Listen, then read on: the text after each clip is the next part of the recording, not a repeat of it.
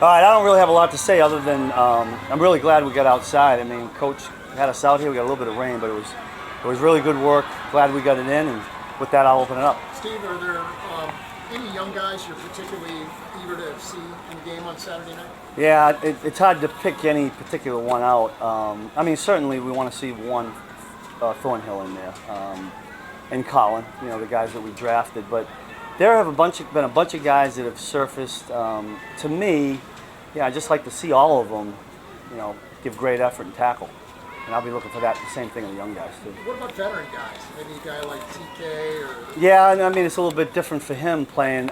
Listen, to pick out anybody would be an injustice. I'm really looking for more as how cohesive a unit we can be.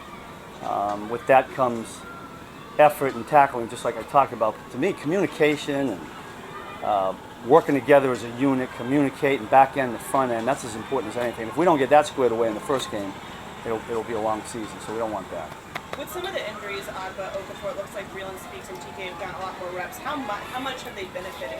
Yeah, well, the next guy that's in always benefits, and some of the things people don't realize is when all of a sudden they're working with the first group, which generally operates a little better, Hitch is in there and getting people lined up. I think that makes them more comfortable. They're hearing a different voice.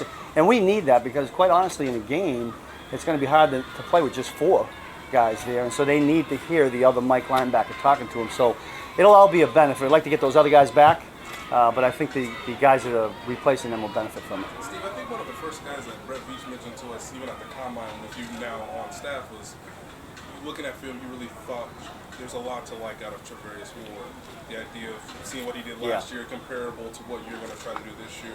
You spent some one-on-one time with him in practice. What has been your message, and what have you tried to get from him early on? Yeah, the message to him, quite frankly, in a lot of practices here, has been to play all out and finish. Like, some guys, especially DBs, and it's a one-on. We had that one-on-one drill down the red zone. It's an offensive drill.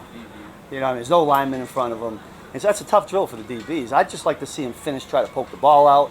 And all we're concerned about is the result. So if he catches it and we rip it out and it's incomplete, that's a good result. So really finishing, that's been the motto for all the corners. Sam's been preaching it, Dave's been preaching it, and so Travarius has been that same group. Is there anything that surprised you? I mean, he only played a handful of games last year that you've seen. Maybe when I did watch the tape, and I had mentioned it to Brett, that I think this particular guy, I didn't know him at the time, right? Had some potential to be a good press corner. I like the guys with the long arms. Now, I got to get used to the inner makeup of a corner. That's really important in this league. And I'd like to see him always challenge every play. If they catch it, get him on the ground. We can line up and play defense again. Coach, does your defense have an identity yet? I don't know that I would slap an identity on it. Again, if we can get to being, this is what I always preach to them. That we're going to chase perfection but rely on relentless. That's been a motto and a theme for us, and I'm hoping we're adopting that as players. But we'll see. The game is the real telltale. When you have, just generally, when you have young players, rookies, do you have like a hard and fast rule, like when they should be where they need to be? Do you have guys kind of in front of that or behind? Yeah. Now, I know everyone's different, but what do you like at this point? Well, each position is a little bit different too. It's probably, in my experience, it's probably been a little simpler to start out right away if you're up front. There's not nearly as much complexity with calls and defensive-wise. It's a little bit tougher on the back end. It's probably most challenging for a linebacker. That does not only have to know his job, but he's got to know the other guys around him. So probably by position, I think of it a little bit more that way. I'm not privy to starting rookies right away. I think they need to earn it. I'm still old-fashioned that way. But we'll see what happens. Sometimes that's dictated by injuries. But have you, in the past, started rookies? We have, yeah. They have to be exceptional? I would say yes. When I was in St. Louis, I do remember James Laurinaitis, who drafted in the second round, and he was a Mike linebacker. And I said, look, he's got to earn his stripes up there. But it got toward the end of preseason, it was quite evident that he was the guy that could run the show. So he started right away. Is Juan Thornhill developing at the rate that you expected? I think so. To get a schedule?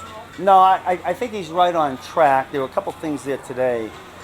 The game might be still a little fast right now, but that's to be expected.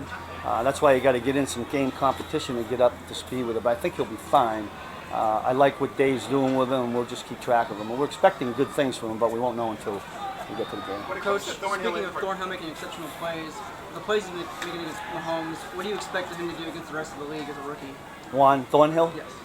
Well, if he can do well against this guy out here, number 15, then we'll be in good shape. But no expectations in that regard. I just want him to go out and do his job and do it really well. That's really the expectation from When me. it comes to his nose for the ball and things like that, is there an aspect to his game that like you can't teach? I know sometimes coaches will say some part of Yeah, I think there's. I tell you, the most instinctive guy on that back end is Tyrann Mathieu. And so if you watch him, he does things instinctively. I think one has that on the deep end. Right now, he's doing a little bit more thinking than he is just playing, and that's because he's learning the system. But I'm hoping that the natural instincts come out when he's got the scheme down pat. How's the nickelback coming along for Kendall Fuller? Kendall's been fine. They've battled a little bit of tweak here and there, and we've gotten Rashad Fenton's done a nice job there. Monroe's gotten in there. We've gotten Tyrann Mathieu some reps there too, in anticipation if something should happen. But right now we're in good shape. You always got to keep your eye on that position because quickly, if you have injuries on the back end, things have to shuffle, and you got to have somebody ready to win there. You said you were looking for a backup. Couple more guys. Fenton's a candidate for the backup position there? All of those guys are, in my opinion. Yeah, all of them. Coach, this is your first I thought I camp. wore them out there for a second. This is your first camp up here, and you're hearing that, and the crowds, and there was bumper-to-bumper traffic, and Yeah. you got here late, and there were thousands. Are you just surprised at what you're seeing here from the fans? It feels like Philadelphia and New York. I mean, you got to remember how many people are back east. So at Lehigh, when Andy and I were there at Lehigh, this was very similar. But I will tell you this: it's very impressive, and for the players to have that around them in practice, I think it makes a huge difference in the way we practice. So I'm grateful that we have this many fans here. It's huge. Last one, Nate.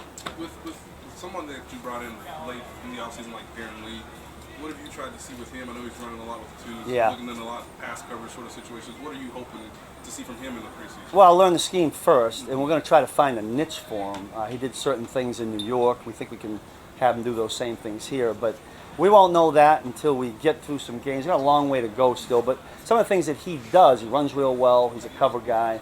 We've seen that out there, so if he can continue to do that and progress with all the other stuff, I think we'll be fine.